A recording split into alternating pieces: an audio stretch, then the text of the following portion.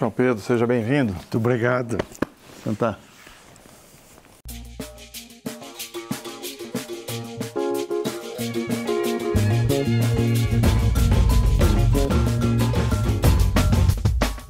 A gente quer ter voz ativa no nosso destino mandar.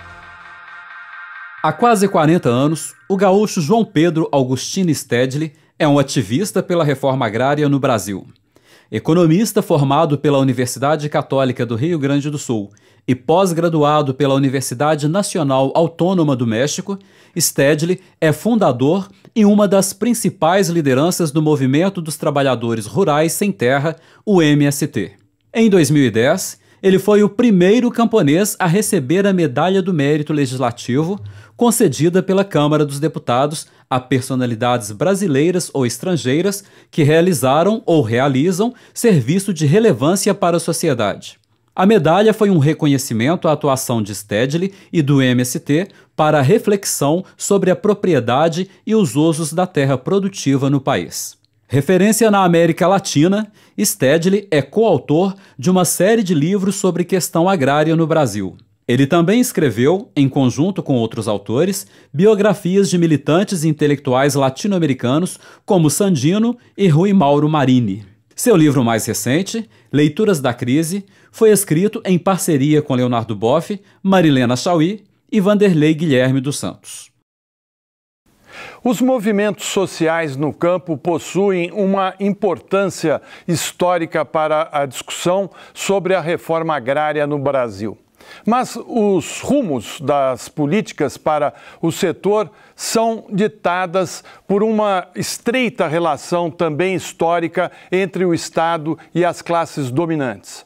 Num tempo em que se discute a eliminação de limites para o envenenamento das plantações e da população, pensar as contradições do agronegócio e seus embates com práticas agroecológicas e com a própria ideia de sustentabilidade é também pensar que futuro queremos para o país. Para falar sobre a questão agrária e a sua relação com a conjuntura política e os direitos humanos no Brasil e na América Latina, a gente recebe a voz ativa de João Pedro Stedley.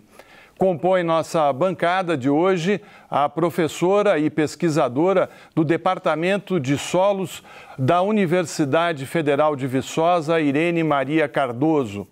Karen Frederich, pesquisadora da Fiocruz, professora da Universidade Federal do Rio de Janeiro e assessora da Coordenadoria de Defesa do Meio Ambiente do Trabalho. E os jornalistas Felipe Betim, do El País, Leandro Demore, do Intercept Brasil e Marcela Martins, da Rede Minas. Sejam todos bem-vindos. João Pedro, é um prazer tê-lo aqui. Muito obrigado pelo convite. Antes da gente começar a nossa conversa, vamos mostrar um pouco o que significa o pertencimento da terra, né? O Brasil, um dos maiores países do planeta, tem a pior distribuição de terra também do planeta, né? Não é só a distribuição de renda, mas é a distribuição de terra. Vamos entender um pouco por que há essa ultra concentração de terra no Brasil. Vamos assistir. O Brasil é um dos países com maior concentração de terras do mundo. Em nosso território estão os maiores latifúndios do planeta. Essa indecente concentração de terras em mãos de poucos senhores remonta ao início da ocupação portuguesa no século XVI. A injusta distribuição de riquezas, somada à monocultura para exportação e à escravidão, estabeleceram as raízes da desigualdade, que se perpetuam no Brasil e hoje sufoca toda a população. Em 1850, mesmo ano da abolição do tráfico de escravos, não confundir com a tardia abolição da escravatura, acontecida 38 anos mais tarde, o Império decretou a Lei de Terras, que consolidou essa perversa concentração fundiária. Hoje o que vemos é a grilagem de terrenos e fazendas como prática trivial. ou a apropriação de territórios devolutos por meio de documentação forjada em cartórios de ações clandestinas. O pertencimento à terra é algo que fica, nos tempos de agora, atado aos livros de poesia. Afagar a terra, conhecer os desejos da terra, tirar da terra o milagre do pão e se fartar de pão. O que temos é a obsessão pela posse, o impulso avarento de mais e mais território nas mãos de poucos e uma desigualdade crescente que entope nossas veias rurais e que compromete o coração natural do Brasil. São dois sentimentos antagônicos em relação à terra: o do pertencimento, de sentir aquele pedaço de terra como a representação do habitat natural, e o da exploração, da obsessão pela posse. João Pedro, acho que aí está um breve quadro da situação da terra no Brasil. Eu te pergunto o seguinte: faz 40 anos que surgiu o MST, estou correto, né? Correto. O campo sempre foi deixado à margem no Brasil, né? Tanto que as leis trabalhistas do Getúlio Vargas nunca chegaram para os trabalhadores rurais. A educação, a mesma coisa. Nós, no país, temos na nossa casa uma alimentação que é produzida pelo pequeno agricultor. O grande agricultor ou especula com a terra ou tem grandes plantações de canaviais e algodão, o tal do agronegócio. Você acha que o MST conseguiu avanços nessa reforma agrária que passou já quase que o século passado inteiro em luta, ou nós continuamos ainda no início dessa luta? Bem, a questão fundiária no Brasil e da agricultura em geral, claro que nesses 40 anos ela sofreu mudanças. E sofreu mudanças também no MST. Quando o MST nasceu no bojo da redemocratização do nosso país, havia uma ideia que era a ideia que nós tínhamos aprendido, inclusive, da doutrina social cristã, de que a terra era para quem nela trabalhasse. Portanto, o direito à terra dependia da tua vontade de trabalhar nela. Isso é a essência da doutrina social cristã e essa é a essência das ideias do velho Emiliano Zapata. Bem, e nas políticas públicas, isso se transformava como a chamada reforma agrária clássica, em que a maioria dos países desenvolvidos fizeram redistribuição da propriedade da terra e incentivaram a multiplicação dos camponeses e combinavam o camponês com o desenvolvimento da agroindústria. Então, a reforma agrária, ela também ajudava o desenvolvimento das forças produtivas e do capitalismo na agricultura, mas um capitalismo baseado em unidades de produção pequenas. E foi graças a esse tipo de reforma agrária clássica que os Estados Unidos teve um desenvolvimento agrícola impressionante, toda a Europa Ocidental, né? E alguns países aqui da América Latina. O Brasil não seguiu esse caminho. O Brasil não teve uma burguesia nacional e industrial clássica que se interessasse em fazer parceria com os camponeses. O Brasil teve uma burguesia agrária que é originária dos escravocratas e que trouxeram essa mentalidade de achar que eles são donos de tudo. Eles eram donos de pessoas e agora são donos de terra, de águas, de rios, de florestas, da natureza. Não? Bem, e o que mudou então na nossa concepção e na luta lá no campo? É que tem ainda a questão da propriedade da terra, que é uma questão pendente do século passado, e como disse bem no vídeo, essa concentração da propriedade é originária da escravidão e da lei de terras 1850, quando o Dom Pedro II, refém dos interesses da oligarquia rural, né, condicionou, só podia ser proprietário de terra se tivesse dinheiro para comprar da coroa. Bem, e isso eliminou 7 milhões de trabalhadores negros escravizados que, quando saíram e conquistaram a liberdade, não tiveram o direito de ter terra. Bom, E complementando a questão do direito democrático, que todo brasileiro deveria ter direito de ter terra. Por que só uns? Só porque tem dinheiro? Agora nós acrescentamos, dos últimos 20 anos para cá, um outro embate, que é entre dois modelos de como nós vamos produzir na agricultura. Ou seja, que remonta agora à função social da agricultura. Para que a sociedade organiza a agricultura? Ela vai organizar a agricultura para produzir lucro, para produzir commodities, para exportar para a Europa, como foi no período colonial? Ou nós vamos utilizar a agricultura para produzir alimentos para o nosso povo, para atender as necessidades do nosso povo?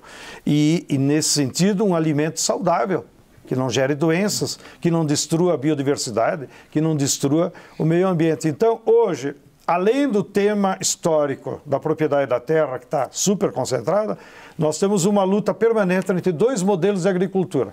O modelo do agronegócio, que é o do capital, do lucro, e o modelo da agricultura familiar, dos camponeses, que é de produzir alimentos saudáveis para todo o povo brasileiro. João Pedro, se você pudesse fazer um balanço histórico desses últimos 30 anos, que balanço você faria? Como é que, o que foi feito de forma agrária e o que é que falta por fazer ainda? Bem, o balanço é muito longo, né? Eu acho que nós avançamos muito pouco na democratização da propriedade da terra, apesar de toda a luta do movimento, e não só do MST, dos sindicatos, das igrejas, enfim, de todas as forças progressistas que há no Brasil. Foram distribuídas terra nesse período, em torno de 1 milhão de famílias se beneficiaram, que é um volume social significativo, senão essas famílias estariam na favela. Porém, isso não foi suficiente para desconcentrar a propriedade.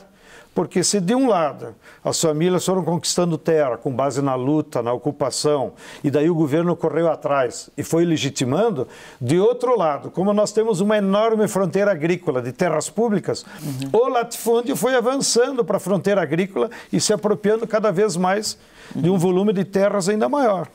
Eu pego um exemplo que é emblemático dessa metamorfose, o próprio ministro da Agricultura, Blairo Maggi.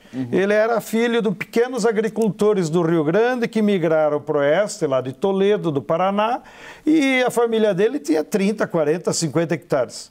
De repente eles migram para o Mato Grosso, e certamente não foi com o suor do seu trabalho.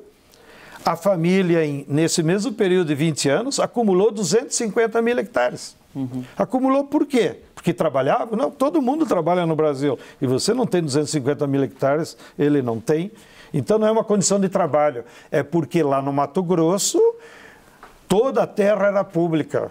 E esses capitalistas foram entrando, né, e se apoderando dessa terra pública. Você acha que são grileiros?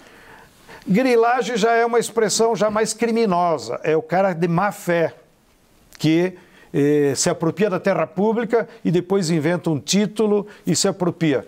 Agora, o movimento do capital, no caso do Blairo Maggi e de outros capitalistas no Mato Grosso, eles foram entrando legalmente, né, sem que houvesse da parte do Estado uma intencionalidade. Não, nessas terras novas vamos usar uma democracia, vamos democratizar, que foi, por exemplo, o que os Estados Unidos fez quando houve a expansão da fronteira agrícola dos Estados Unidos para o oeste. O Abraham Lincoln, em 1862, no mesmo período da nossa lei de terras, ele criou uma lei de terras que democratizou o acesso. Só poderia se apoderar de uma terra pública até 100 acres, que equivale hoje a 66 hectares. Então, note, mentalidade dos americanos gerou uma sociedade mais democrática e levou a produção agrícola para todo o oeste. Aqui não. Se o Blairo Maggi tiver dinheiro, ele compra 200 mil hectares e é dele e ninguém pode contestar. Mas ele comprou, Marcelo, oi, pode ir. Mas eu acho que precisa de ficar claro. Na verdade, comprou 250 mil hectares de terra? Bem, as formas como ele acumulou isso, ninguém sabe. Eu só estou dando ele como um exemplo ilustrativo, porque o Brasil é o país do mundo que tem menor número de latifundiários com maior tamanho de terras. Aqui no Brasil tem propriedades acima de 10 mil hectares, que é uma imensidão, é o tamanho de Belo Horizonte, 10 mil hectares, que 1.300 fazendeiros que têm mais de 10 mil hectares, eles se apropriam de mais de 40 milhões de hectares, que deveria ser em benefício de todo mundo. Essa questão é preciso ficar bem clara e aprofundar, porque a gente sabe que a sociedade brasileira tem essa coisa do patrimonialismo, né? Então é a propriedade e o movimento sem terra invade a propriedade que é do outro.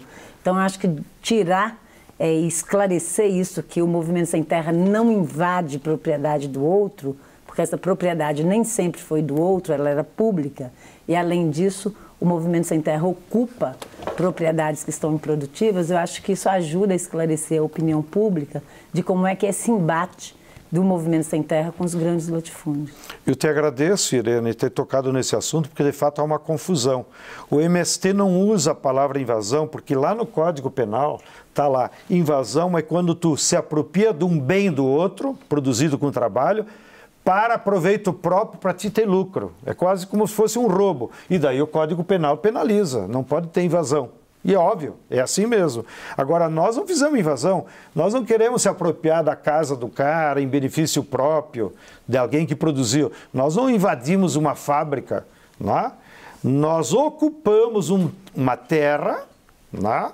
Que é um bem da natureza, não é fruto do trabalho, e, portanto, segundo a lei brasileira, essa terra tem que ter uma função social, ou seja, ela tem que ser transformada em produtiva. Não é? E a Constituição de 88 nos legitimou esse direito de ocupar, porque ela determina como condição de propriedade que o sujeito tem que produzir naquela terra.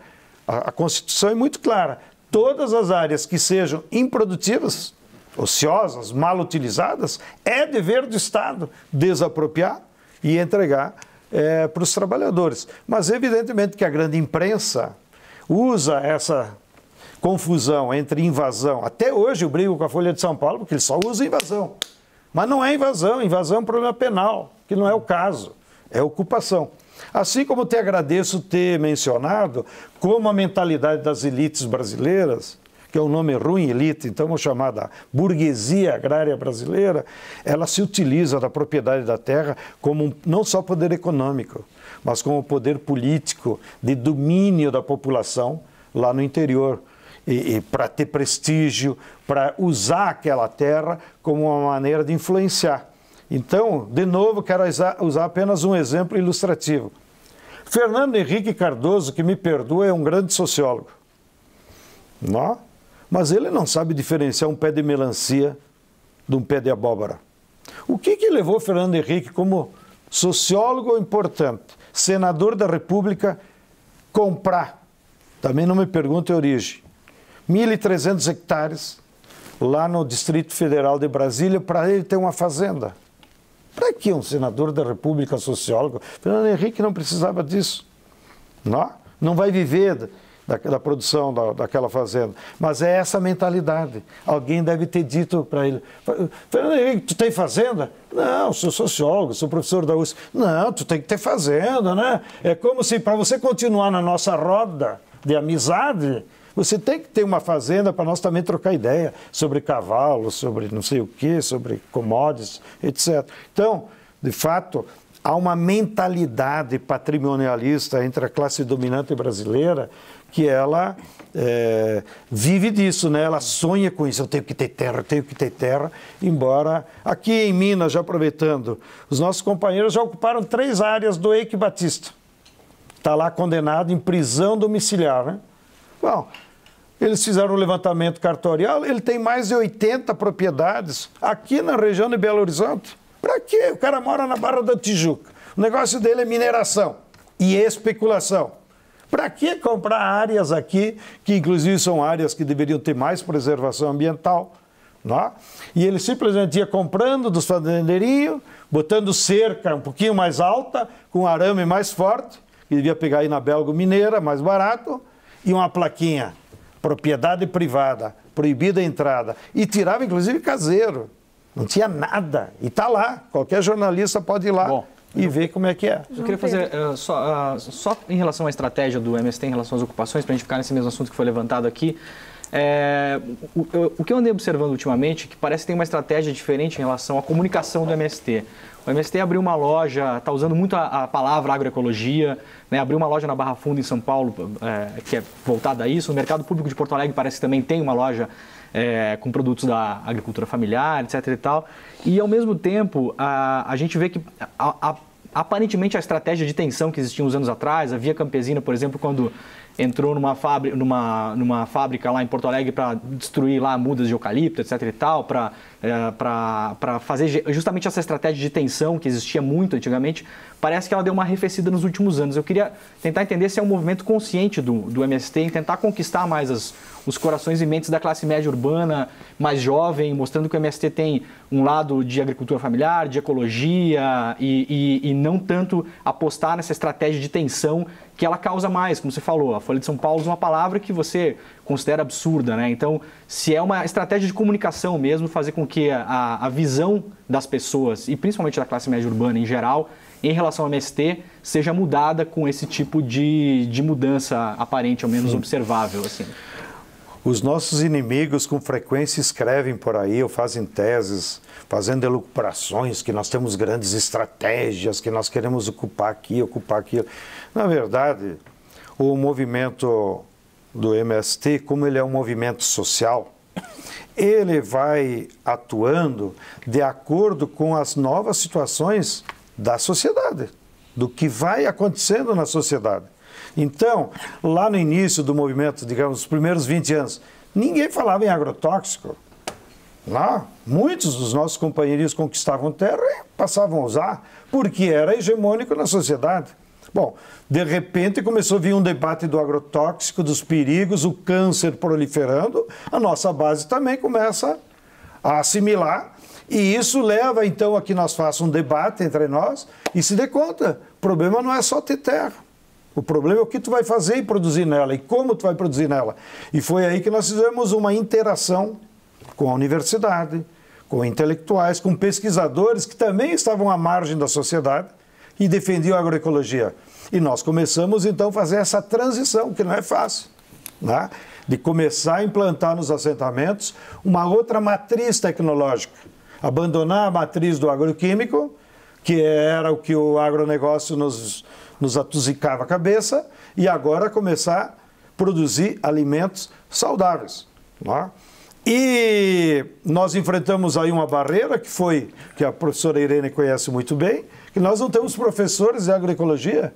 Então nós conquistava com o governo, por exemplo, que as faculdades de agronomia em várias regiões criassem cursos de agronomia para nós, como nós temos, mas aí faltava o professor, porque também as faculdades de agronomia tradicionalmente só ensinam o agroquímico, a matriz tecnológica que interessa às multinacionais e ao agronegócio. Então, tudo isso é uma luta. Recém agora nós estamos formando as primeiras turmas de professor em agroecologia no mestrado, para daí eles poderem dar aula na Faculdade de Agronomia. Então, nós temos uma turma de mestrado lá na Universidade Federal de Santa Catarina, uma lá na fronteira sul, que é em Laranjeiras do Sul, e assim nós vamos multiplicando, gente.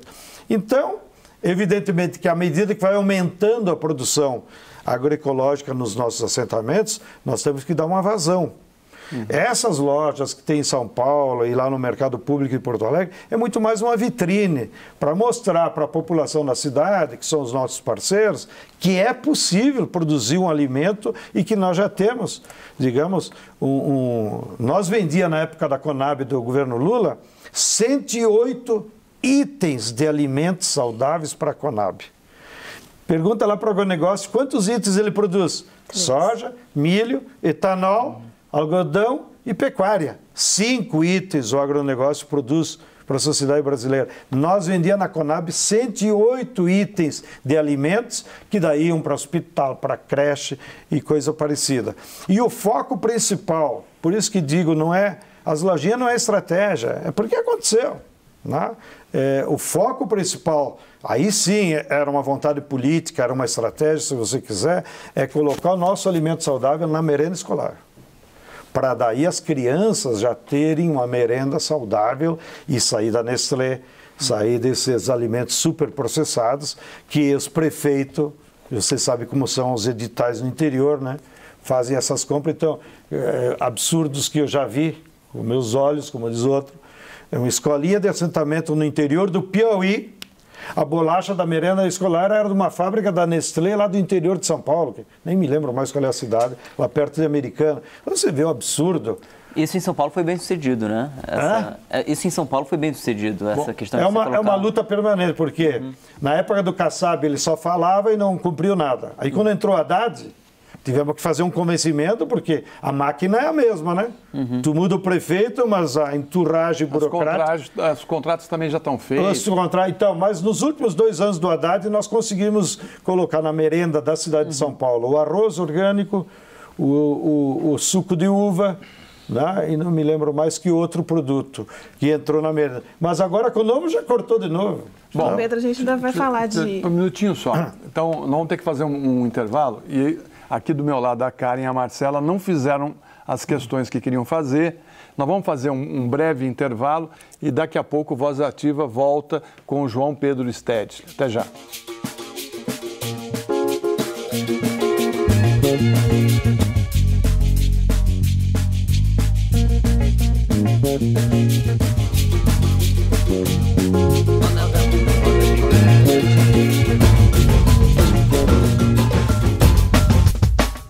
A gente quer ter voz ativa no nosso destino mandar.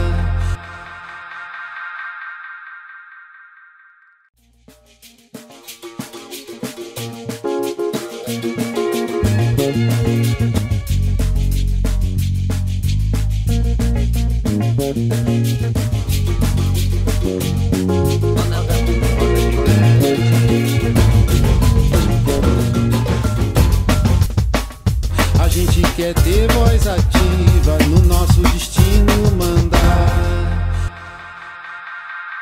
Estamos de volta com Voz Ativa, hoje conversando com João Pedro Stedley. Nós temos uma pergunta gravada por Pedro Bonenberg. E minha pergunta ela vai ser voltada sobre esse momento político que a gente vive, pós-impeachment e pré-eleições, né?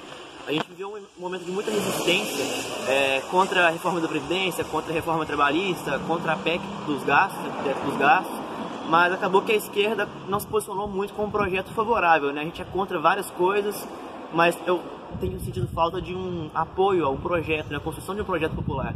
Você vê isso dessa mesma forma que eu vejo? Acha que falta a construção de um projeto popular de esquerda que possa mudar o Brasil nesses próximos anos? O tema do Pedro é profundo, daria um programa só para isso, mas em rápidas pinceladas. Como todos vocês sabem, o Brasil vive uma grave crise econômica, que se transformou em crise social, que se transformou em crise política, quando a burguesia brasileira, para ela se salvar sozinha da crise, deu um golpe. E tirou uma presidenta legitimamente eleita que não tenha cometido nenhum crime.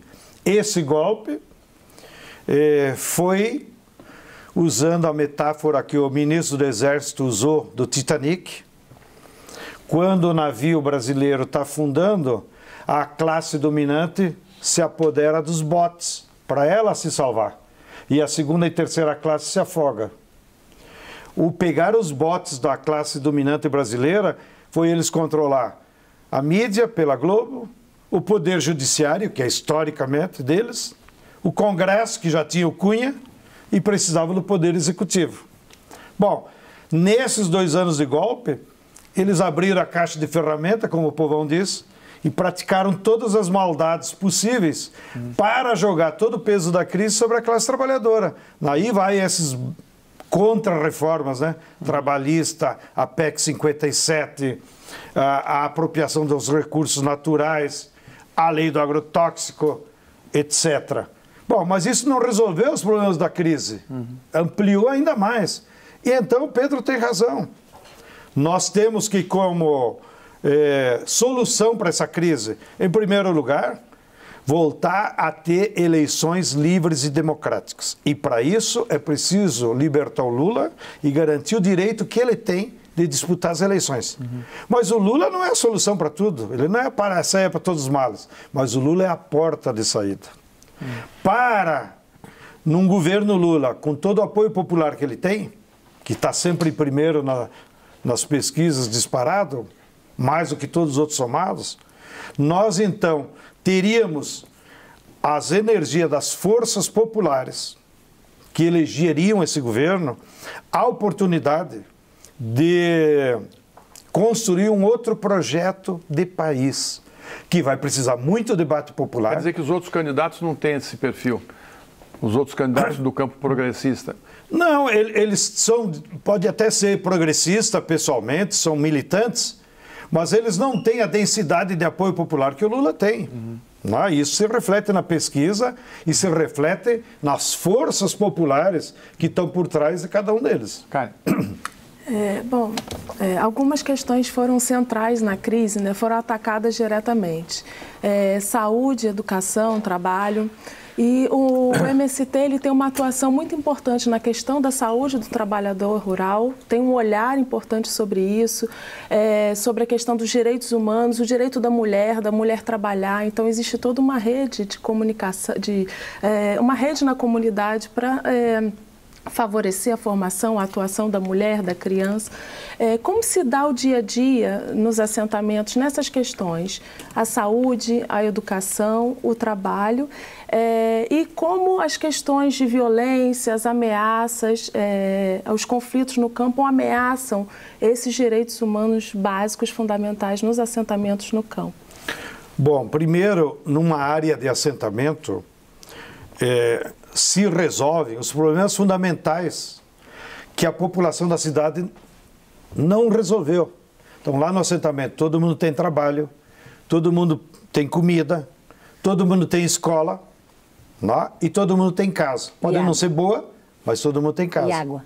E todo mundo tem água. E todo mundo tem energia elétrica com o programa Luz para Todos. Então, olha, os problemas, as necessidades básicas fundamentais do ser humano estão resolvidos no assentamento. Mas só isso não é suficiente. Então, nós temos dado colocado energias como movimento, como debate, de que a comunidade assentada ela tem que se dedicar à educação. Não podemos nos conformar com a escolinha de ensino fundamental, que tradicionalmente a prefeitura só tinha da 1ª à 4ª série. Nós queremos levar até a 8ª série, nós queremos levar os ensino médio para dentro do assentamento. Então nós temos muitas escolas de ensino médio, talvez sejam as únicas no meio rural, que vai até o 3º ano de ensino médio, nos assentamentos. E nós temos um caso sui generis que nos orgulha muito nessa filosofia, que nós temos pela primeira vez um campus universitário da Universidade Federal Fronteira Sul dentro do assentamento. De maneiras que lá em Laranjeiras do Sul, tem famílias de assentados que o filho vai desde a ciranda infantil até estudar agronomia sem pegar o ônibus, saindo de casa e indo para a escola. Então, essa mentalidade que nós procuramos discutir, que só o conhecimento liberta verdadeiramente as pessoas. João Pedro. Bom, no campo da saúde, aí você conhece melhor que eu, aí é uma tragédia. Porque nós tivemos aquela grande construção, que inclusive vários intelectuais da Fiocruz ajudaram, que foi a construção do SUS, que ele é revolucionário para o mundo inteiro. São poucos os países que têm esse atendimento universal da saúde, como o SUS garante. Porém, lá no assentamento, como está no meio rural, é mais difícil chegar lá.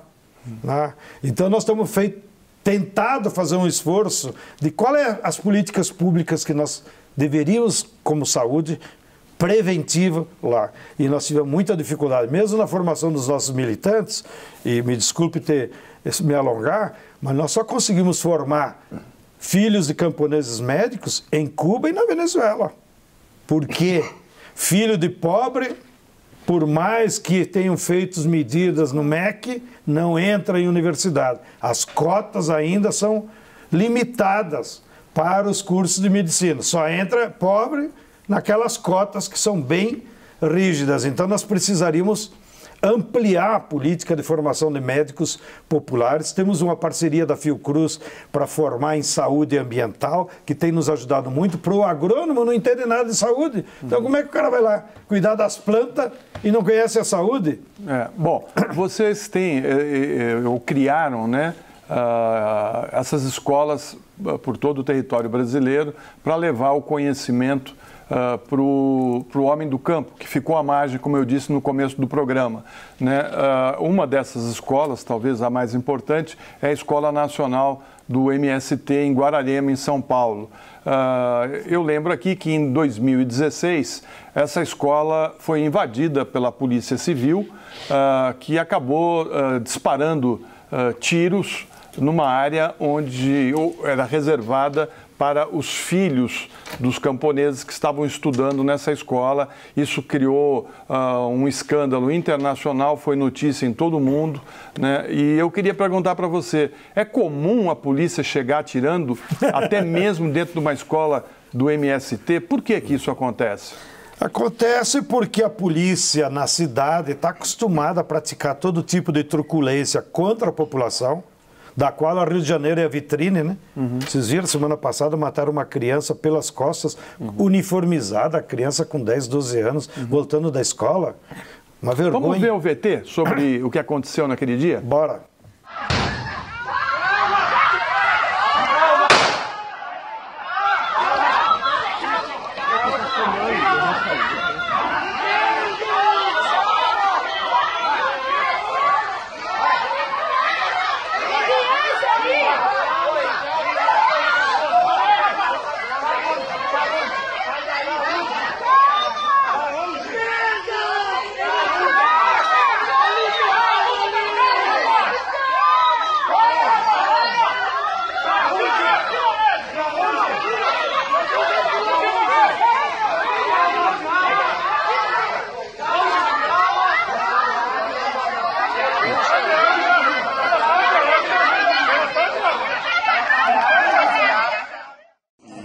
Apenas registrar o meu repúdio. Se alguém tinha dúvidas que o Brasil vive um estado de exceção, um estado policialesco, a invasão à Escola Florestan Fernandes pela polícia é uma demonstração covarde, de truculência, típica de regime de exceção. Então esse é o meu depoimento de absoluto repúdio ao que aconteceu na Escola de Formação do MST. João, antes de passar a palavra aqui para a Marcela, duas coisas. Esse caso foi resolvido, alguém foi indiciado pela violência que provocou? E duas, quantas pessoas morreram no ano passado em assentamentos do MST ou mesmo em atividades do MST? Bem, primeiro, essa violência da polícia lá da região de Guarulhos contra a nossa escola é típico do modus operandi da polícia nas comunidades de periferia. A origem da invasão, aí sim cabe deles, é que eles receberam um mandato de prisão contra um dirigente do Paraná. E a polícia do Paraná também, mesmo padrão, avisou a polícia de São Paulo que o cara estaria escondido na escola. Então, simplesmente o BOP lá, pegaram 4 viaturas daqueles mais truculentos, que estão acostumados a ir para a periferia, olharam Guararema, né? Distrito de Poá, as condições lá, bem na periferia de São Paulo. 4 viaturas fortemente armadas, invadiram a escola procurando esse tal de sujeito que é do Paraná. E não tinham nem ideia o que era a escola, achavam que era escola de criança. Então eles gritavam, né? Bota as crianças na sala, bota as crianças na sala. E só tinha estudante adulto, porque é uma escola para militante. Foi tão grotesco a violência deles que aquele policial que aparece na segunda imagem, que pulou a portaria da escola, ele estava com uma mini metralhadora e ele perdeu a metralhadora ao cair. E saiu correndo. Aí no final do entreveiro, quando eles resolveram sair, nós entregamos de volta. Tu esqueceu aqui a tua metralhadora. Não tinha nem visto que tinha caído a metralhadora. Não, entendeu? Naquela confusão, alguns deles deram um tiro pro ar, ficou toda aquela gritaria, como vocês viram. Nós pedimos ao governador Alckmin da época que pelo menos pedisse desculpas, porque tu não entra numa escola dessa forma. E na parte da tarde, imediatamente, mais de 700 pessoas, todos amigos do movimento, claro, intelectuais, professores, imediatamente correram para a escola porque imaginavam que era uma invasão deliberada política, digamos, quando não era. Agora, em relação à violência no campo... Quantos morreram? A Comissão Pastoral da Terra, que nós somos muito gratos, que é um organismo da CNBB, ela faz um registro sistemático de todas as mortes no campo desde 1975 para cá. Nesses 30 anos que poderia entrar no balanço, já foram assassinados 1.624 lideranças, advogados, religiosos que atuam nos conflitos do campo. Desses 1.632, que é mais grave, só 62 foram a júri. E desses 62 que foram a júri, só 30 foram condenados. E dos 30 que foram condenados, uns 15 estão na cadeia. O resto está tudo por aí. Então, o grande sentido da violência no campo brasileiro é a impunidade. O fazendeiro que é dono da terra, ele é dono também do Estado. Então, ele contrata pistoleiro, contrata a polícia, ele contrata quem ele quiser. E depois, claro, tem as benesses do Poder Judiciário. Então, Ministério Público Federal, vocês que são metidos a sabidão, bom, pega lá a lista dos assassinatos no campo, vão atrás. Bom, então, no padrão de violência no campo, existe uma violência que já é parte da estrutura. Se existe latifúndio e existe poceiro e sem terra, a violência é a forma do latifúndio se manter. Pois é, João Pedro, a gente tem até uma violência estrutural aí que está gerando cada vez mais conflitos de água também, né?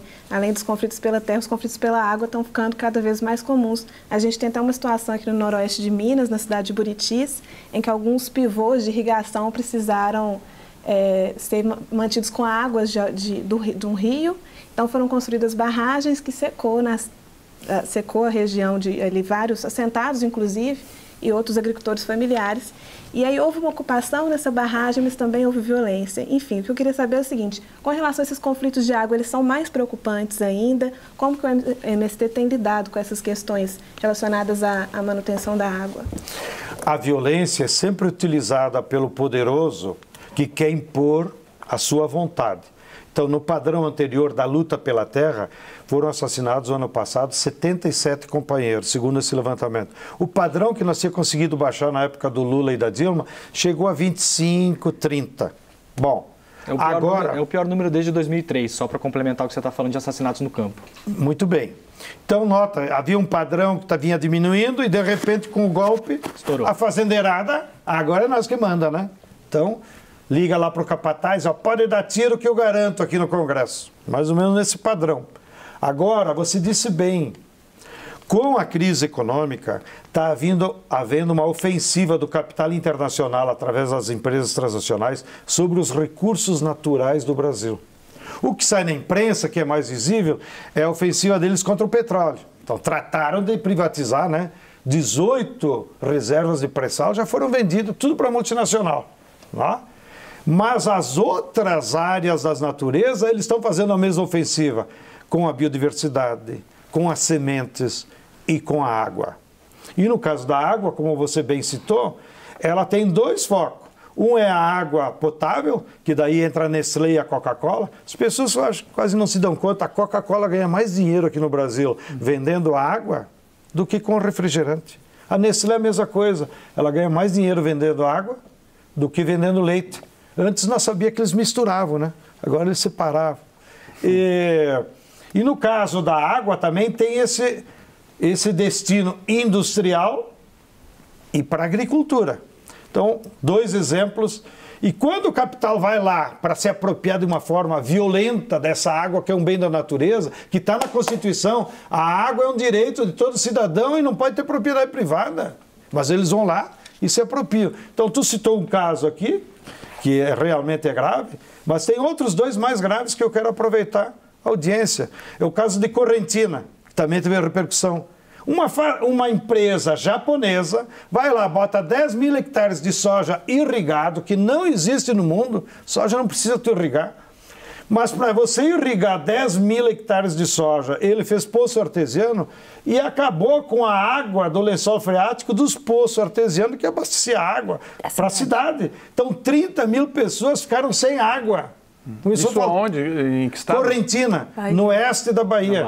Aí a população fez uma verdadeira revolta, foi lá e quebrou tudo. Aí os panacas lá de São Paulo, inclusive o meu amigo Chico Graziano, secretário do Fernando Henrique, botou no artigo dele no estado de São Paulo que tinha sido o MST. Não foi o MST, foi o povo de Correntina exercendo o seu direito de tomar água. Uma pena que não existia MST lá. Bom, né? Vamos lá. Quem que mas vai só deixa eu dar outro exemplo, porque é grave, que refere a Minas, Sim. que vocês estão me assistindo. A mina de ferro aí de Conceição do Mato Adentro. A Anglo, uma empresa britânica, está explorando. Ela poderia e deveria levar de trem, pelo menos. O que ela construiu? O mineroduto. É uns canos, desse tamanho assim, mais ou menos, 1 metro de diâmetro. E como é que ela está transportando o minério? Com água potável. Aqui, justamente, dessa bacia da Grande BH. Então, você imagina quantos bilhões de litros de água essa empresa se apropria, bota para a água transportar o ferro de graça, aí chega lá no Porto de Açu, a água vai para o mar e o ferro vai para o navio que acaba lá na Inglaterra. Isso é um crime. E o nosso Ministério Público Federal faz de conta que não enxerga. Bora lá, cadê, dona Dodge? Por que a senhora não investiga? Não, estão querendo privatizar mesmo, privatizar o aquífero Guarani, vender as águas, a Coca-Cola tomando conta de tudo. Então a gente tem que, inclusive, ficar alerta a isso, inclusive começar a usar as nossas estratégias de não tomar água mineral, voltar com filtro de barro. Ô, João Pedro... Estou contigo, dona Irene. Deixa eu ficar no conflito agrário, porque tem um número de famílias assentadas, você falou que é mais ou menos 1 milhão na sequência histórica, né? E eu tenho aqui os dados que mostram que 94 e 95 era uma política um pouco claudicante de assentamentos. Em 96 tem o massacre de Eldorado dos Carajás. E ali o governo se mobiliza, cria um ministério extraordinário, bota alguém lá para fazer o trabalho e realmente os assentamentos, o número de assentamentos começa a aumentar. Você viveu intensamente essa época, vai lembrar muito bem do que eu estou falando. Isso vai caindo até 2003, o governo Lula começa a subir de novo. A gente tem um pico histórico em 2006, acho que foi o ano que mais assentou famílias, 136 mil, começa a cair de novo com o governo Dilma, e aí com o ano de impeachment e o ano passado foi zero, né? Zero. A minha pergunta é o seguinte, a gente teve um recorde de homicídios no campo no ano passado, 70 homicídios, segundo a Pastoral da Terra, desde 2003 não tinha um número tão alarmante assim, teve um massacre no Pará também, né? Pau d'Arco, né? Os homicídios não causam mais espécie na sociedade para a gente retomar essa discussão do campo e falar, olha só, gente, tá tendo um massacre de novo no campo, será que não é importante a gente voltar para o tema da reforma agrária, voltar a olhar para isso? O MST não está também, vamos colocar entre muitas aspas, capitalizando isso politicamente para chamar a atenção? Gente, está acontecendo de novo como aconteceu em 96? Eu entendo a tua indignação, que é a nossa também. Mas há um bloqueio total na imprensa. Mesmo esses casos que você revelou só saíram na Globo ou na imprensa por causa que eram massacres. Então ninguém consegue explicar como é que a polícia vai lá e mata 5, 6, 8, 9. Então quando tem massacre, cria. Mas eu acho que há um substrato... O número não é gente. O número não é gente. Há um substrato provocado pelo latifúndio, pela grande propriedade, que é essa violência estrutural, que está presente em todo o tempo. Por exemplo, a reforma trabalhista vai acabar com os assalariados rurais como condição de trabalhador, porque transformou eles de volta a semi-escravos. A reforma trabalhista para o campo não exige mais que o fazendeiro assine carteira. Eles fazem aqueles contratos mequetrefe temporário e ainda pode pagar o salário, Florestan, em comida e aluguel da casa. Isso é escravidão. E aqui em Minas é um dos estados que tem ainda mais trabalhador rural assalariado por conta da colheita do café e de algumas atividades, né, que eles contratam muita mão de obra então, temporária, né, e assalariado. Então, a reforma trabalhista, do ponto de vista da violência social, do que isso implica, por exemplo, também dentro da reforma trabalhista, o assalariado rural... Antes passava o caminhão do fazendeiro lá na comunidade, na pequena cidade do interior, e recolhia o boia fria para levar a colher café. Bom, do momento que ele subiu no caminhão do fazendeiro, ele está dando tempo da vida dele, e em péssimas condições, né? Ou de um ônibus mequetrefe aí, para chegar até a lavoura. Bom, agora com a reforma trabalhista, a hora de trabalho que ele vai receber é só do momento que ele está dentro da lavoura em diante. Então o cara virou uma super exploração. Você consegue imaginar o que isso vai representar dentro da família dele, das condições de vida dele, da saúde dele? Então, há uma violência estrutural muito mais grave, inclusive, do que apenas que devemos continuar se indignando quando há casos de assassinatos. No caso dos assassinatos, repito, a maior causa deles é a impunidade do fazendeiro. Se nós conseguíssemos botar eles na cadeia, eles não repetiriam, mas eles mandam matar com certeza que não acontece nada. É só pegando esse gancho, a gente percebe então que a violência individual é fruto dessa violência estrutural.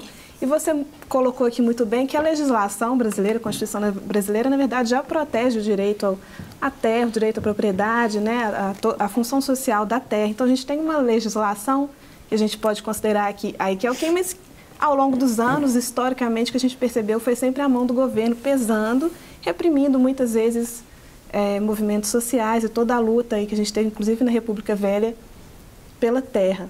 Diante disso, a gente precisa de uma reforma política. E que reforma política é essa? É a partir de quê? Eleição mesmo? Tem outro caminho? O que você considera? Vou apelar ao meu amigo Luiz Inácio Lula da Silva. Eu estive com ele na quinta-feira e aí tu fica lá numa hora, igual nós estamos aqui, conversando de política, de tudo, ele quer saber de tudo, ele fala, ele opina e tal. Né? Tomara que ele venha aqui logo que ele saia, né? Para vocês fazerem uma voz ativa com ele. E quando entrou nesse tema da política, ele disse, ó, João Pedro, como é que nós podíamos chegar a um ponto desse? A política está podre, as instituições estão podres, o povo não acredita mais nos políticos. Houve vários casos de corrupção verdadeiros que deveriam ser presos, como o caso do Gedel, e eles continuam roubando. Né? Aquele caso da mala entregue e fotografado pela JBS é o Temer. A dúvida é se o dinheiro aquele foi transportado num avião da FAB ou não. Mas que foi de avião, foi. Lá do restaurante de São Paulo até o Palácio. E fica por isso mesmo. Então o povo está enojado da política. Sim, e daí eu fiz a tua pergunta para ele. Sim, e daí, Lula, como é que nós vamos sair dessa? Porque também só te eleger. Ele disse, João Pedro, eu era cético, mas agora estou me convencendo. E por isso estou usando ele como meu advogado. Só uma reforma política de fundo, e uma reforma política de fundo que refunde o Estado brasileiro, o processo democrático, o regime político, só com uma Assembleia Constituinte. Então, as portas que eu estou dizendo que o Lula é, se ele ganhar as eleições, que espero, nós, lá pelo segundo semestre de 2019, temos que convocar uma Assembleia Constituinte em outras bases democráticas, onde de fato se utilize os critérios aí de que a sociedade tenha de fato todos os seus representantes. Vai ter fazendeiro, mas vai ter o assalariado rural, vai ter jornalista, ou seja, toda a sociedade tem que estar na Constituinte. O difícil vai e aí nós isso, né? remontar novas leis, porque essa política que está aí está podre, não dá mais para consertar. Bom, nesse momento de ódio, de divisão, vai ser difícil conseguir fazer uma Assembleia Constituinte que transforme a nação. É muito difícil. Mas nós vamos ter que fazer um intervalo. O Felipe ficou sem fazer a questão dele, a Irene também. Então, prometo que no próximo bloco vamos começar com os dois. O Voz Ativa faz o intervalo e voltamos em seguida com o João Pedro Stedley e o terceiro bloco. Até já.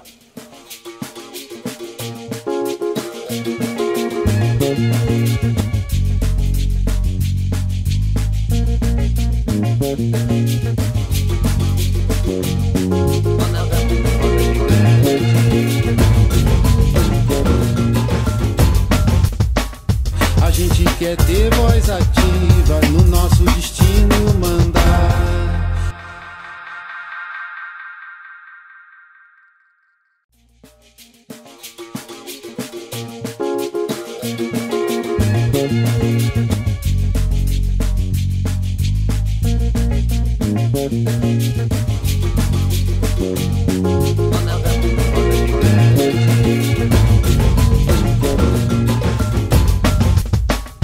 A gente quer ter voz ativa no nosso destino mandar. Estamos de volta conversando com João Pedro Stedley, fundador e um dos líderes do Movimento dos Trabalhadores Sem Terra, o MST. João, você tem uma origem católica, que eu sei, e eu vou querer te fazer uma pergunta a respeito disso, mas antes, você também tem boas relações com gente famosa. Né? É um privilégio. Como é que é a tua relação com o Papa? Eu sei que você, no começo do papado dele, você teve algumas vezes em Roma, no Vaticano, Ele manifestou preocupação com o Brasil? Que tipo de relação o MST tem com o Vaticano?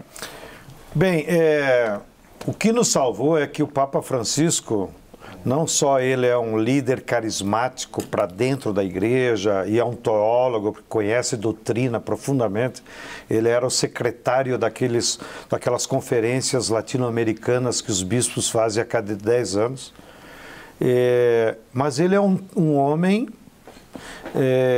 que expressa as contradições da sociedade moderna. Então ele participou ativamente da crise argentina, das greves, né? Ele nos intervalos assim se assume como um peronista, né? Então ele é um homem diferente, né? Ele tira um pouco aquela fleuma de eu sou Papa, sou o representante de Deus aqui na Terra. Ele tirou esse negócio aí. Bom, e uma das iniciativas positivas que ele tomou, ele disse, eu quero ter diálogo com os movimentos populares. Bom, e aí, pela fama do MST, pela fama da Via Campesina, ele mandou um emissário falar comigo lá em São Paulo. Como é que monta? Aí, a primeira coisa que disse, não, aqui no Brasil tem várias da Igreja Católica que trabalham com os pobres. A CPT, o CIMI, citei os organismos de igreja, os padres e religiosos, Frei Beto, Boff e tal. O cara voltou para trás, 2 dias depois me ligou, disse, o padre não quer saber ninguém de igreja. Ele quer saber de movimentos populares. Então, aí, já no primeiro ano, houve uma interlocução muito grande. Qual seria o formato de diálogo dos movimentos populares com o Papa? Não? E com ele, não era um negócio do Vaticano, não quero saber de Vaticano, quero saber de nunciatura. Ou seja, era quase que ele quer ouvir quem está lá na ponta organizando o povo, como é que está sofrendo essas consequências do capitalismo mundial. Então nós montamos um formato que todos os anos um pequeno grupo vai a Roma, discute esses problemas e de 2 em 2 anos nós fizemos uma espécie de plenária, né? Onde nós levamos mais gente de todos os continentes. Uma das plenárias nós aproveitamos que ele veio na Bolívia, então fizemos aqui em Santa Cruz. E nesse espaço, então, nós colocamos as preocupações dos movimentos, agrotóxico, transgênico, tudo, né? Desemprego, miséria, violência das cidades, etc. Migrantes, que ele está muito antenado. Nós produzimos textos desses debates e entregamos para ele. Aí ele lê, estuda e tem, então, como parte da metodologia, um terceiro momento onde ele vem e dá a opinião dele. E geralmente mais à esquerda do que todos nós. É impressionante a lucidez e o compromisso que ele tem com os trabalhadores, com os pobres, e ele bate duro. Então, um pouco como eu estou na coordenação desse processo, praticamente todos os anos eu vou a Roma e com os outros companheiros, claro, isso não é iniciativa pessoal, não. Recentemente, uma comissão da Câmara votou a favor da chamada PL do veneno, né? O projeto de lei que inclusive esconde o termo agrotóxico, né? E, enfim, dá mais poder para o Ministério da Agricultura, que é historicamente ligado ao agronegócio, a regular os agrotóxicos. Eu queria saber o que você pensa disso, mas mais que isso, eu queria saber se você acha que é possível fazer uma agricultura de larga escala, que abasteça o mercado interno e também que sirva para exportação, sem um agrotóxico. Você acha que é o caso de proibir agrotóxicos, de regular de uma outra forma? Queria saber a sua opinião a respeito desse tema. Me alegro com a tua questão, ainda que tenhamos aqui uma especialista, que é a nossa querida Karen, que acompanha muito mais que nós e nos ajuda, nos assessora. O PL do agrotóxico é um crime contra a saúde pública brasileira. E eu espero que no plenário, que só foi aprovado na comissão, onde os ruralistas têm absoluta hegemonia, mas acho que no plenário tem muita gente com câncer na família, eles vão pensar 2 vezes antes de aprovar. E mesmo se passar no plenário, como houve modificações, tem que voltar para o Senado. Vai voltar no Senado, e no Senado os senadores têm mais juízo. Então, eu não acredito que passe a lei como foi aprovado na comissão, porque nós vamos ter que recorrer à ONU, Florestan, porque é um crime lesa pátria contra a saúde do povo brasileiro, a liberação de venenos. Inclusive, a ONU já se manifestou contra a aprovação desse projeto de lei. Você imagina que já nós estamos usando 33 princípios ativos e venenos no Brasil que estão proibidos na sua fábrica de origem. Ou seja, lá já comprovaram que tem problemas, que causa problema para a saúde, para o meio ambiente, que mata a biodiversidade, e os países proibiram. Para as pessoas entenderem, é bom que vocês expliquem um pouco, talvez na sua questão, porque eu sei que uma das coisas é tirar do Ministério da Saúde o poder de liberar ou não os agrotóxicos. Não tira o poder, mas dá mais poder para o Ministério da Agricultura, né? Na verdade,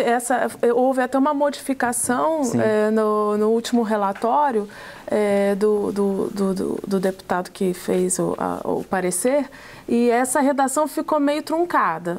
Então, não existe claro, né? Explícito que o Ministério da Saúde, através da Anvisa e o IBAMA, vão ter poder de veto. Né? Mas outras questões são trazidas também pelo projeto de lei. Né? Essa é uma questão que não é temporária, pequena. outra questão. Né? Uma questão é permitir um registro temporário, se não for analisado em 24 meses, permitir o registro de produtos cancerígenos que causam alterações no feto, hormonais, etc.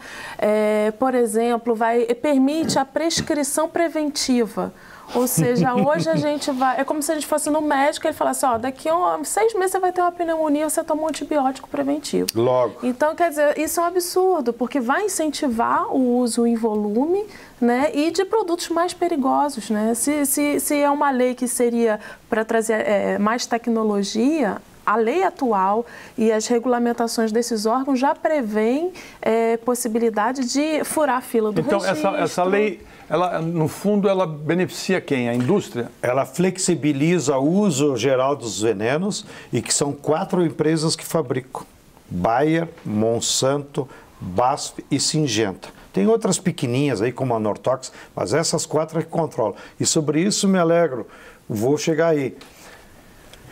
Essa bancada, essa comissão, contratou a empresa do Guanazes, né, a Agência África, para fazer propaganda, e nas peças de propaganda do relatório é explícito que o único objetivo é liberar total os venenos, naquela ótica que os venenos ajudam a aumentar a produtividade. Aí nós fomos atrás, e quem que pagou mesmo essa agência? Foi um tal de Instituto Pensar, que é mantido pelos ruralistas e por essas empresas do agronegócio. Então, é evidente que os deputados estão sendo financiados pelas multinacionais que fabricam veneno. E tem mais um detalhe, lá na Europa, como está uma consciência social maior, eles estão avançando muito nos limites e proibição. Por exemplo, na Europa é proibido usar aviação agrícola para passar veneno, que aqui no Brasil toda semana acontece um acidente.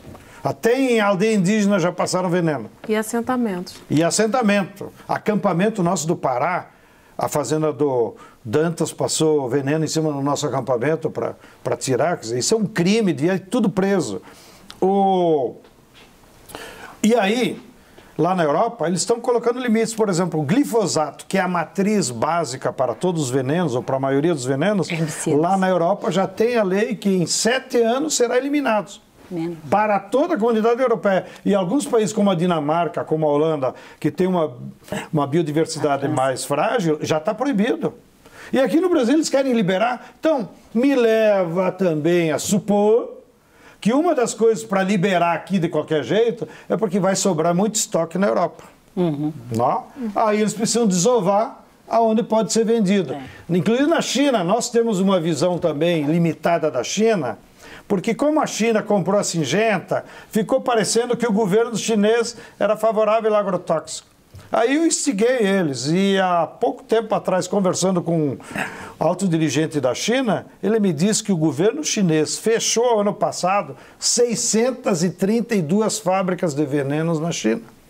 De maneira que agora, também lá na China, tem um governo mais esquerda, com o Xi, e a China está colocando limite. E nisso entra na tua pergunta. Vocês convidem aqui o filho do Abílio Diniz, que tem uma fazenda de 5.000 hectares que ele herdou do pai, o Abílio Diniz. A fazenda era de cana, cheia de agrotóxico. O menino, acho que sofreu um acidente, que ele era corredor de automóvel. Não. Aí veio a consciência, né, dos espíritos ou não sei o quê. E ele resolveu ir lá morar na fazenda e transformou a fazenda, que hoje é um modelo, comprovando que é possível você produzir em alta escala. Lá ele tem cana orgânica, ele tem laranja orgânica, ele tem leite orgânico, ele tem hortaliças orgânicas e a propriedade tem quase 5.000 hectares. Tá? Claro, não é o nosso modelo de agroecologia, porque no nosso modelo de agroecologia, os trabalhadores é que tem que se beneficiar daquilo. Mas mostra que é possível. Mas mostra que a tecnologia, está aqui a professora, desminta. Eu acho que a gente precisa, primeiro, vamos especular sobre a vida do Pedro Diniz, porque até onde eu saiba é a esposa, a mulher dele, que era uma professora de yoga, que teve grande influência, porque a mulher tem uma grande tem um grande papel, tem uma grande influência e a gente precisa, por isso que a gente fala que na agroecologia, sem feminismo não há agroecologia. A gente precisa, inclusive, de retomar essa pauta e se referir aos seres humanos, não só ao homem ou à mulher e o homem, porque é uma pauta. Mas eu queria aprofundar uma questão. Esse PL do veneno é tão desastroso que ele nos faz pensar como é que a gente, revitalizando o campo, como Florestan Fernandes disse no início, o campo está desvitalizado, porque não era interesse deixar o campo com vida, como revitalizar o campo também interessa às cidades. E a agroecologia, ela traz isso muito claro, porque a agroecologia para a gente é o sistema agroalimentar. Então é do solo à mesa, do solo da semente à mesa. Então, como essa pauta também interessa às cidades. E aí eu queria aproveitar rapidamente para fazer um depoimento. E voltar um pouquinho à pauta anterior. Eu conheço bem o Movimento Sem Terra, trabalho com os assentamentos do MST na Zona da Mata, faço minhas pesquisas, tenho uma relação muito boa com eles. Dia 19 agora nós temos um intercâmbio no assentamento Denis Gonçalves, que é um dos maiores assentamentos que tem. Conheço bem o Olga Benário. Conheço bem alguns assentamentos. Eu sou testemunha que o Movimento Sem Terra não é violento. O Movimento Sem Terra sofre violência.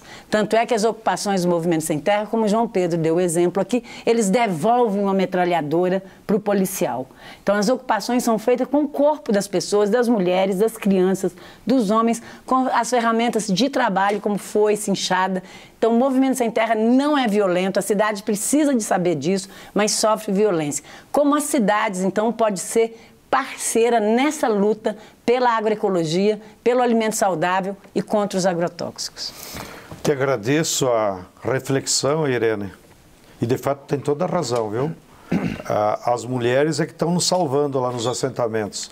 Porque elas, eu não sei explicar, elas têm uma percepção melhor das sementes, do cuidado com a terra. E elas que têm nos salvado em induzir que a matriz seja a agroecologia mesmo. Agora, também esse tema, eu acho que tem tudo a ver com a nossa integração com a cidade, com você que está assistindo. Pensa que isso é um problema lá de quem passa o veneno. Porque esse veneno vai no alimento, porque é um produto químico, e você vai sofrer as consequências no seu estômago, vai virar câncer. Nós tínhamos um deputado lá do Mato Grosso, que nos enchia o saco na Câmara. Ele era a favor do agrotóxico, Homero Pereira. Atacava nós, atacava o MST, nós éramos violentos, que o agrotóxico era o progresso. Agora não incomoda mais nós, Homero Pereira. E não é nenhuma ofensa à família dele. Morreu de câncer no estômago e não pôde se candidatar. Então, o câncer é democrático e vai pegar todo mundo, inclusive os ricos. Mas não é desejar o mal. O que eu quero dizer é que esse tema, de fato, Irene, tem razão, ele aproximou agora.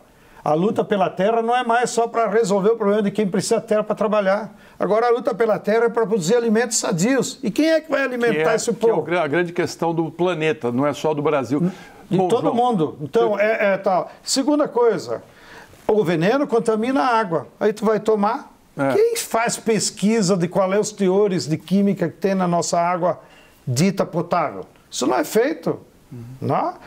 Segunda coisa, quando o veneno, como se diz, ele mata todo mundo. É para isso que ele foi inventado. Mata o inseto e as pessoas. Mata o inseto, as pessoas e a biodiversidade. E aumenta. O solo, inclusive. E o solo.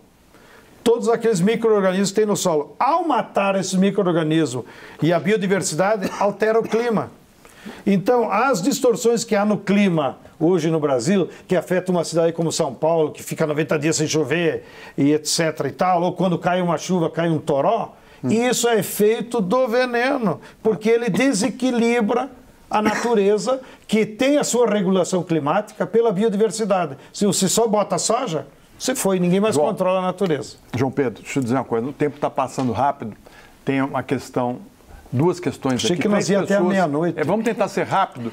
A Marcela já tinha feito um sinal, depois a gente vai para você e você. Ping-pong. Então, Ping-pong, rapidinho. Minha questão rapidinho, então. A gente falou aqui dos agrotóxicos sendo liberados com mais facilidade depois de uma proibição, e as empresas têm muito estoque, as empresas que controlam o mercado internacional estão precisando se livrar desses estoques.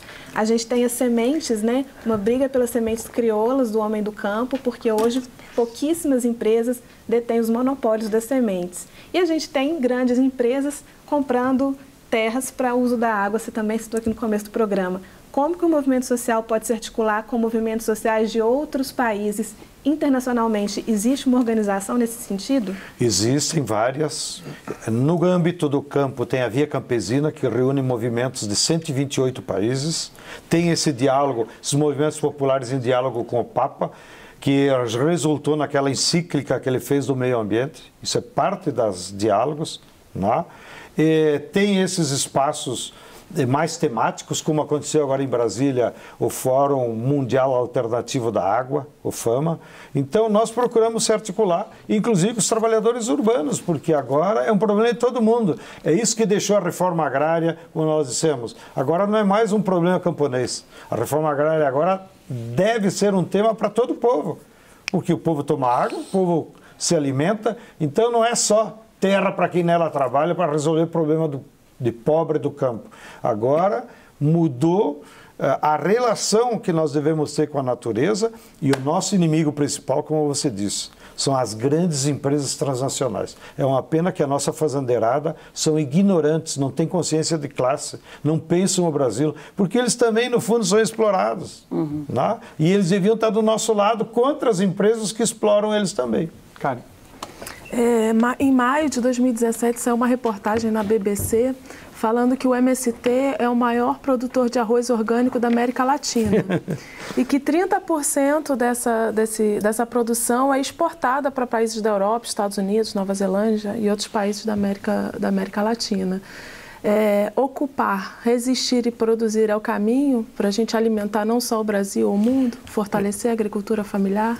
Nós somos muito orgulhosos do esforço que os nossos companheiros lá do Rio Grande vêm fazendo, fizeram essa transição agroecológica, produzem 600 mil sacos de arroz orgânico por ano. De fato, exportamos arroz para a Venezuela e para outros países, mas o nosso foco principal é produzir arroz orgânico e outros alimentos saudáveis para a merenda escolar. É para salvar as crianças, porque se a criança começa a comer veneno desde pequena, o câncer vai aparecer bem antes. Então, talvez na palavra de ordem que nós tínhamos na década de 90, ocupar, resistir, produzir, agora é ocupar, resistir e produzir agroecologicamente. Né? Então, falta aí essa adesão que ainda nós não colocamos. Mudar o lema, né? Mudar o lema. Bom, eu quero só mudar rapidamente o tema, porque a gente precisa falar de Lula e o programa está acabando. Eu fiz um exercício de busca no site do MST. Sim. Pela palavra Lula. Ela foi citada historicamente 1.550 vezes. Sim. A palavra assentamento foi citada 1.500, a palavra agroecologia 1.350. A palavra golpe, 1130, e a palavra STED, 389. Acho que você está embaixo com o pessoal da internet lá, você tem que falar com eles lá. Mas a minha pergunta é o seguinte, o tema Lula é um tema que vem dominando também, obviamente, o movimento MST, por tudo que está acontecendo com o ex-presidente preso em Curitiba. Você participou ativamente da época do governo Lula e foi muito crítico em relação a ele também. Claro. Né? Em relação a algumas políticas, chamou ele inclusive de puxa-saco de multinacional, na época da aprovação lá das sementes transgênicas, etc. e tal. E depois vocês reataram e hoje você é uma das pessoas que defende que o ex-presidente Lula deve ser candidato. Caso ele concorra, vamos passar para frente. Caso ele ganhe, caso ele seja eleito, o que vocês, como movimento, aprenderam com essa experiência de governo? O que vocês fariam diferente hoje para que efetivamente as pautas fossem mais bem colocadas do que foram no passado? Não só nós, mas ele também, né? E o governo, né? Os operadores de governo, acho que todos nós aprendemos. Né? E eu acho que está cada vez mais claro que agora nós temos que ter políticas para a agricultura que extrapolem a distribuição de terra. Isso é uma necessidade. combater o grande latifúndio. Mas nós temos que ter políticas públicas, como nós dissemos, que garanta vida boa para quem mora no campo. E vida boa significa não usar venenos, vida boa significa ampliar a cesta básica, no sentido de produzir, significa garantir o direito da população ter a culinária brasileira. Nós temos que comer os nossos alimentos, como desde o Câmara Cascudo, ele fez o nosso inventário, esses 108 produtos que nós entregava para a Conab.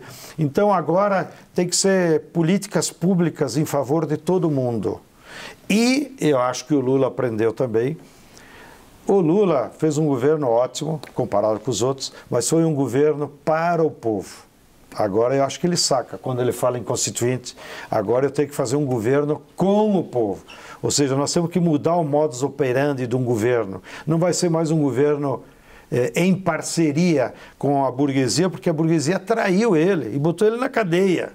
E o Moro está fazendo isso a mando de alguém, não é do seu poder. Então, o Lula tem consciência que agora é preciso ter um governo popular. Não no sentido só de rótulo, mas um governo que exercite práticas de participação do povo na política, que é a única força que ele tem agora.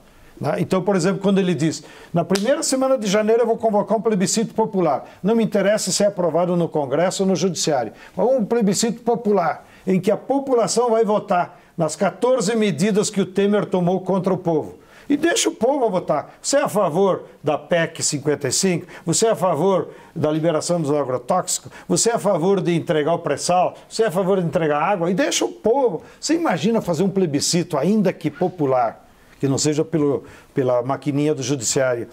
O debate popular que vai dar no país sobre esses 14 pontos vai ser impressionante. Então, isso é a forma de você voltar, dar voz ativa para o povo.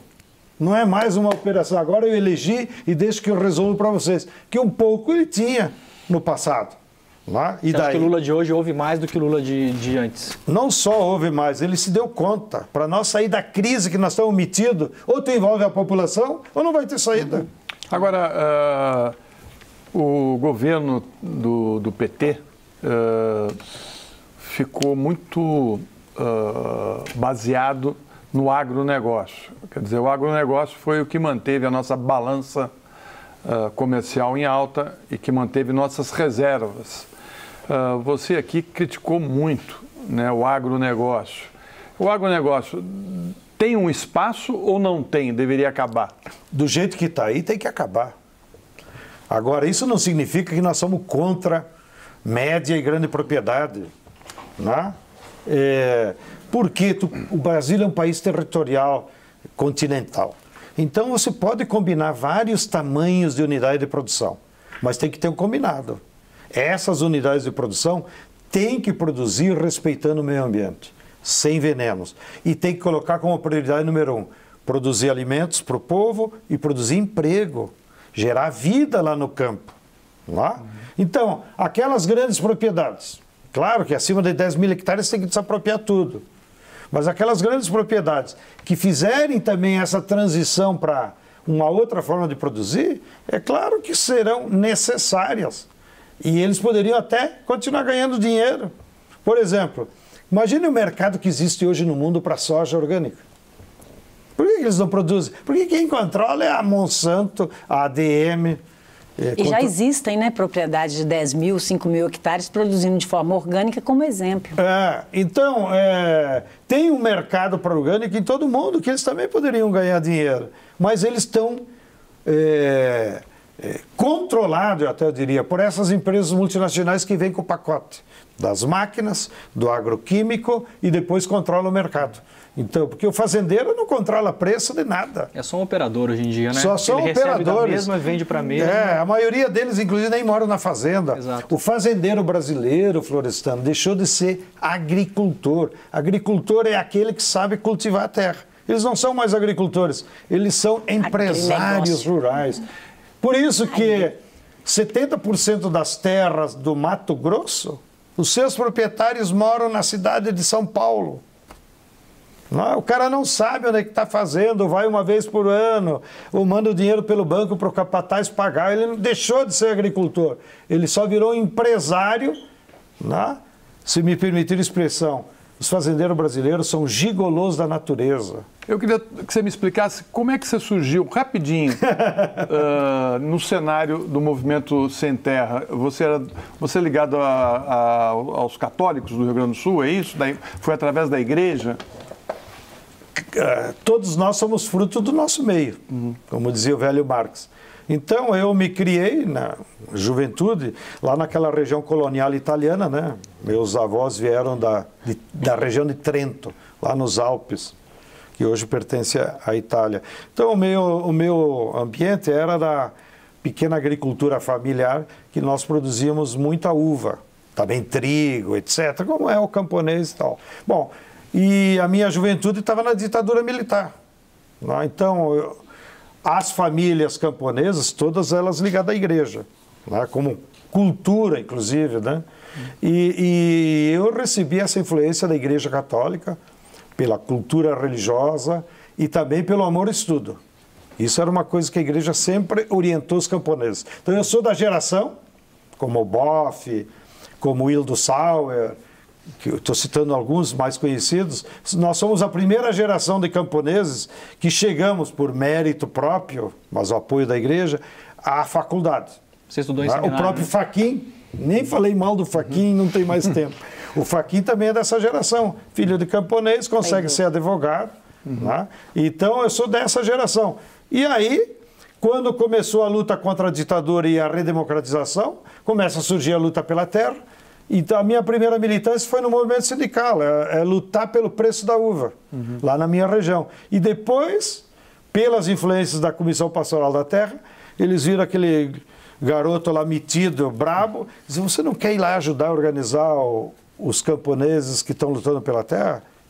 É comigo mesmo. E você se formou em Foi economia? Lá em 1978 e nunca mais saí. E você fez faculdade de economia? Fiz faculdade de economia, trabalhava de dia, de noite estudava lá em Porto Alegre, na universidade, na PUC, do Rio Grande do Sul.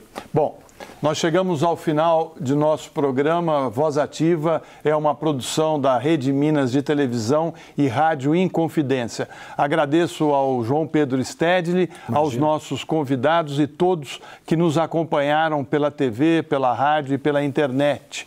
Nós estaremos de volta na próxima segunda-feira com Voz Ativa, um programa democrático e republicano.